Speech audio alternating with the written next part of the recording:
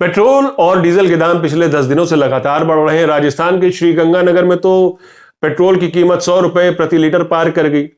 महंगाई की मार झेल रही पब्लिक त्राहिमाम कर रही, मगर यह नहीं भूली कि कैसे कुछ सेलिब्रिटीज ने ऐसे ही पेट्रोल के दामों में बढ़ोतरी पर कभी उस समय की सरकार की खिल्ली उड़ाई थी, मजाक उड़ाया था, उस पर ताने कसे थे। आज मोदी सरकार में उन्हीं लोगों ने खामोशी ओढ़ ली है, होंठ सी लिए हैं कि कहीं उनके मोदी जी बुरा ना मान जाए। लेकिन ये जो पब्लिक है ना, वो सब जानती है, निकाल लाई उनके पुराने ट्वीट्स। ऐसे लोगों की पोल खोलना खूब जानती है ये पब्लिक। इसलिए सोशल मीडिया पर इन दिनों अमिताभ बच्चन, अक्षय कुमार और अनुपम खेर ट्रेंड कर रहे हैं। अक्षय कुमार की एक ट्वीट निकाली है पब्लिक ने 16 मई 2011 की। क्या कहती है वो ट्वीट? मैं तो अपने घर भी नहीं पहुंच पाया, पूरा मुंबई पेट्रोल खरीदने के लिए लाइन में लगा था और देखिए फिर दाम बढ़ा दिए गए। ये कब की ट्वीट है? 16 मई 2011 की। फिर 27 फरवरी 2012 की एक और ट्वीट अक्षय कुमार की। दोस्तों, लगता है झाड़ पहुंच कर अपनी साइकिलें निकालने का वक्त आ गया है। सुन रहे हैं कि एक और पेट्रोल प्राइस हाइक होने वाली है। तो जिसने ट्वीट निकाली उसने अपना जवाब भी दिया और जवाब में यह कहा, अब 100 पार कर गया है, रोज बढ़ रहा है। क्या यह भी क्रोनोलॉजी है? गजब आदमी है सर जी। अक्षय कुमार का वो डायलॉग था ना, जो मैं बोलता हूं वो मैं करता हूं, जो मैं नहीं बोलता वो मैं डेफिनेटली करता हूं। तो अक्षय कुमार से सवाल तो ये बनता है कि आप आजाद भारत में, आत्मनिर्भर भारत में, हिंदुत्व वाले भारत में पेट्रोल के दाम पहली बार 100 पार करने के उपलक्ष्य में मोदी जी से कुछ बोलना नहीं चाहते? हम समझ सकते हैं, आप दरअसल जरूर कुछ बोलना चाहते हैं। कम से कम आप अपनी वही पुरानी ट्वीट रीट्वीट कर देते। लेकिन कैसे करेंगे? वो तो आप पहले ही डिलीट कर चुके हैं। अब आते हैं एक और सेलिब्रिटी की ट्वीट। सदी के महानायक अमिताभ बच्चन, 24 मई 2012 की उनकी ये ट्वीट है। क्या लिखते हैं? पेट्रोल के दाम 7.5 रुपए बढ़े। और इसके साथ वो एक जोक शेयर करते हैं। जोक क्या है? पेट्रोल पंप अटेंडेंट, कितने का डालूं मुंबई कर? जवाब दे रहा है, 2-4 रुपए कार के ऊपर स्प्रे कर दो भाई, 2-4 रुपए का तेल जलानी है। तो जिसने ट्वीट निकाली अमिताभ बच्चन की पुरानी, उस पर उसने लिखा, सर अब तो रेट 100 पार हो गया, अपनी कार कब जला रहे हैं? क्या पता आज अमिताभ बच्चन ये ना कह बैठे, जाओ पहले उस आदमी का साइन लेकर आओ जिसके कार्यकाल में पहली बार पेट्रोल के दाम बढ़े थे, फिर जैसा कहोगे वैसा ट्वीट कर दूंगा। अब बात करते हैं अनुपम खेर की। 14 अक्टूबर 2012 की इनकी ट्वीट। मैंने अपने ड्राइवर से पूछा, लेट क्यों हो गए? जवाब आया, सर आज साइकिल से आया। तुम्हारी मोटरसाइकिल का क्या हुआ? सर वो तो अब घर में मैंने शो पीस की तरह रख दी है, मतलब बाहर नहीं निकलता। तो ट्विटर पर इस पर जवाब आया, आपका ड्राइवर क्या अब भी देर से आता है या उसका माइंडसेट अब पूरी तरह बदल चुका है? वैसे अनुपम खेर पर वो डायलॉग फिट बैठेगा। एक फिल्म में उन्होंने इसी तरह का कुछ मिलता जुलता डायलॉग बोला था ना, ये पेट्रोल भी बड़ी अजीब चीज है, दूसरे के राज्य में दाम बढ़े तो मजा आता है, अपने वालों के कार्यकाल में दाम बढ़े तो दर्द होता है। लेकिन दर्द तो देश के लोगों को हो रहा है और उनको बताया जा रहा है दर्द देने वाले हम नहीं, कोई और है, वो जो हमसे पहले यहां थे। बस जुबान से नेहरू नहीं निकला, बाकी कोई कसर नहीं छोड़ी गई, मुंह से कांग्रेस शब्द नहीं निकला, मगर ठीक रहा उसी के सर फोड़ा गया कि अगर तब सरकार ने कुछ अच्छे फैसले किए होते तो ये बुरे दिन देखने को ना मिलते। लेकिन पुरानी सरकार तो बहाना है, सच्चाई कुछ और है। सच्चाई सिर्फ ये नहीं कि क्रूड ऑयल के इंटरनेशनल दाम बढ़ रहे हैं, सिर्फ ये सच्चाई नहीं है, सच्चाई कुछ और भी है।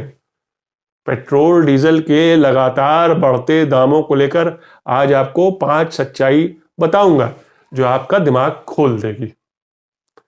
नमस्कार, मैं हूं आपका न्यूज़बाज प्रभात शुंगलू। मेरा आज का सवाल, क्या सरकार महंगाई रोकने में नाकाम रही है? अपने जवाब हां या ना में जरूर दीजिएगा। महाराष्ट्र कांग्रेस अक्षय कुमार और अमिताभ बच्चन से सवाल पूछ रही कि अब क्यों खामोश हैं, कुछ बोलते क्यों नहीं। पार्टी अध्यक्ष नाना पटोले कह रहे शूटिंग नहीं करने देंगे, फिल्म स्क्रीनिंग रोकेंगे। हमारा ये मानना है कि ये विरोध का तरीका कतई गलत है, मगर सेलिब्रिटी से उनकी खामोशी पर सवाल जरूर पूछे जाने चाहिए कि आखिर आज पेट्रोल डीजल के बढ़ते दामों या महंगाई पर वो चुप क्यों हैं, जो तब इतना मुखर होकर बोल रहे थे 2014 से पहले। पेट्रोल डीजल के बढ़ते दामों की वजह से आम जनता की जो जेब कट रही, वो आम जनता तो यही कह रही कि वादा तो अच्छे दिनों का था कि अच्छे दिन आएंगे। वादा था देश को 5 ट्रिलियन इकोनॉमी बनाने का। सरकारी कंपनियां बेच के शायद वो टारगेट पूरा करने की कोशिश चल रही है। बुरे दिन से ख्याल आया कि किसी ने अच्छे दिनों का वादा तो किया था और यह भी बताया था कि जीडीपी बढ़ेगी। बढ़ गई गैस, डीजल और पेट्रोल की कीमतें, जीडीपी। वैसे सेलिब्रिटीज ही क्यों, नेता क्यों नहीं? यूपीए सरकार के जमाने में महंगाई पर हल्ला बोलने वालों में स्मृति ईरानी भी थी, आपको अच्छी तरह याद होगा। आज वो केंद्रीय मंत्री हैं, इनके भी कुछ पुराने ट्वीट मिले हैं। यूपीए सरकार के दौरान इन्होंने भी कोई मौका नहीं छोड़ा था बढ़ते पेट्रोल और डीजल के दामों पर यूपीए सरकार को कोसने में। मजेदार बात यह है कि जब 2011 में मनमोहन सिंह सरकार के दौरान दाम बढ़े तब उस सरकार की गलती थी। आज जब मोदी शासन के 7वें साल पेट्रोल डीजल के दाम लगातार बढ़ रहे हैं, तब भी मोदी जी बता रहे हैं जिम्मेदार मनमोहन सिंह ही थे। सारी समस्याओं की जड़ कांग्रेस है। इस मामले में बीजेपी के तमाम शीर्ष नेताओं के पास आत्मनिर्भरता की पोस्ट डॉक्टरेट है। इस बारे में वो बिल्कुल आत्मनिर्भर हैं। खैर, यहां पर आपको एक ऐसी असलियत से भी रूबरू कराना चाहता हूं जिस पर आपका ध्यान शायद न गया हो। एक तो यह कि देश की कुल क्रूड ऑयल की खपत करीब 90% उसकी खपत की हम 90% इंपोर्ट करते हैं। गैस में ये इंपोर्ट 53% है, बाहर से मंगाते हैं। इसलिए इंटरनेशनल बाजार में घटते बढ़ते दाम हमें प्रभावित करते हैं। लेकिन तब भी हकीकत थी जब मनमोहन की सरकार थी। 7 सालों में तो ऐसा कुछ बदला नहीं है। इसे समझना कोई रॉकेट साइंस भी नहीं है। मगर हैरानी की बात है कि तब विपक्ष में बैठे बीजेपी नेताओं को या फिर मौजूदा केंद्रीय मंत्री स्मृति ईरानी को इतनी सी बात भी नहीं पता थी, और किसी आंदोलन जीवी की तरह इन बीजेपी नेताओं ने भी महंगाई को लेकर यूपीए सरकार पर कई बार हल्ला बोला था। इन दिनों भी इंटरनेशनल क्रूड ऑयल के दाम बढ़े हैं, इसलिए देश में भी बढ़ रहे हैं। यह भी एक सच्चाई है। पिछले साल अप्रैल में $19 प्रति बैरल था कोरोना के टाइम में। वो कीमत आज जो है $65 प्रति बैरल है। कोरोना की वजह से ओपेक देशों और रूस ने भी अपना ऑयल प्रोडक्शन कम कर दिया है। सऊदी अरब ने भी इस महीने अपना प्रोडक्शन कम कर दिया है। इसका मिला जुला असर यह रहा कि अंतरराष्ट्रीय बाजार में तेल की कीमतें भागी ऊपर की तरफ। लेकिन इससे पहले कि मैं आगे बढ़ूं, यहां एक हैरत अंगेज आंकड़ा बताना चाहता हूं, आपसे शेयर करना चाहता हूं। 2014 में जब मोदी जी पहली बार प्रधानमंत्री बने तो यही क्रूड ऑयल $110 प्रति बैरल था। $110, जो आज $65 प्रति बैरल है। लेकिन तब मार्केट में पेट्रोल की कीमत थी 71.41% और डीजल की कीमत थी 56.71% प्रति लीटर। यानी उसके बाद देश के बुरे दिन आए और पेट्रोल और डीजल के दामों में 26 और 42% बढ़ोतरी हो चुकी है तब से लेके अब तक 7 सालों में। बीच में एक बार जब पेट्रोल की कीमत कम हुई थी उसी साल 2014 में, तो मोदी जी ने तब सीना तान के ये कहा था, देखा ना, हमने जो कहा था वो हमने कर दिखाया। आज 7 साल के बाद प्रति बैरल डॉलर की कीमत कम है, लेकिन पेट्रोल और डीजल के दाम आसमान छू रहे हैं। आजाद भारत में पहली बार ₹100 पेट्रोल की कीमत पार की है प्रति लीटर। इस मुद्दे पर कांग्रेस ने आज मोदी सरकार पर कड़ा प्रहार किया। कांग्रेस कह रही मोदी जी का एक ही नारा है, हम दो हमारे दो, डीजल 90 पेट्रोल 100। कांग्रेस ने बीजेपी का नया नाम दे दिया, भयंकर जनलूट पार्टी।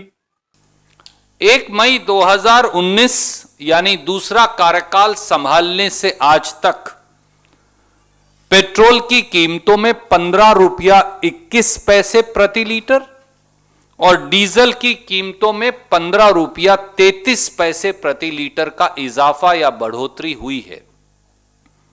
और हमने कैलकुलेट करने की कोशिश की, मई 2019 से आज तक मोदी जी ने 200 बार के करीब या उससे अधिक पेट्रोल और डीजल की कीमतें बढ़ा दी हैं। मोदी सरकार दोनों हाथों से देश की जनता की जेब लूट रही है और उनकी गाड़ी कमाई पर डाका डाल रही है। एक तरफ चौतरफा महंगाई की मार है और दूसरी तरफ पेट्रोल, डीजल और गैस के दामों की भरमार है। देश के कई हिस्सों में तो पेट्रोल 100 पार और डीजल 90 पार हो गया है। इसीलिए आम जनमानुष कह रहा है कि मोदी जी का एक ही नारा है, हम दो हमारे दो, डीजल 90 पेट्रोल 100। अब यह लगता है कि यह देश में मोदी जी को चरितार्थ करने के लिए नारा बन गया है। शर्मनाक बात यह है कि पेट्रोल और डीजल पर टैक्स पर टैक्स लगाकर खुली लूट करने के बावजूद प्रधानमंत्री माननीय नरेंद्र मोदी जी इसका आरोप भी कांग्रेस पार्टी पर मंडकर अपना पिंड छुड़वाना चाहते हैं। अब तस्वीर का दूसरा रुख भी है जिसकी ओर कांग्रेस भी इशारा कर रही है और कह रही है कि यह सरकार टैक्स जीवी सरकार है। वो बात जो हमसे और आपसे छुपाई जाती है, और वो ये कि पिछले साल कोरोना के दौरान भारत सरकार ने पेट्रोल पर एक्साइज ड्यूटी काफी बढ़ा दी थी, लगभग 60% बढ़ चुकी है। ये एक्साइज ड्यूटी जो 19.98 रुपए प्रति लीटर थी, वो आज 32.98 रुपए प्रति लीटर है। इसी तरह डीजल में भी और भी ज्यादा एक्साइज ड्यूटी बढ़ाई गई, 15.83 रुपए प्रति लीटर से 31.83 रुपए प्रति लीटर। अब जब केंद्र सरकार ने बढ़ाई ड्यूटीज तो तमाम राज्य सरकारों ने भी वैट बढ़ा दिया। फिर उसके ऊपर फ्रेट चार्जेस और डीलर कमीशन, हालांकि डीलर कमीशन एक बहुत ही छोटा सा हिस्सा होता है, लेकिन कुल मिलाकर यह बन जाता है एक महंगा सौदा हमारे और आपके लिए, आम कंज्यूमर के लिए। जैसा कि दिल्ली में जितने में आप पेट्रोल खरीद रहे हैं उसका 60% हिस्सा दरअसल टैक्स है, और डीजल खरीद रहे हैं तो 55% हिस्सा। यानी दिल्ली में आज हम और आप पेट्रोल की कीमत अगर 90 रुपए प्रति लीटर दे रहे हैं तो दरअसल सरकार ने डीलर को 32 रुपए में ही यह बेचा था।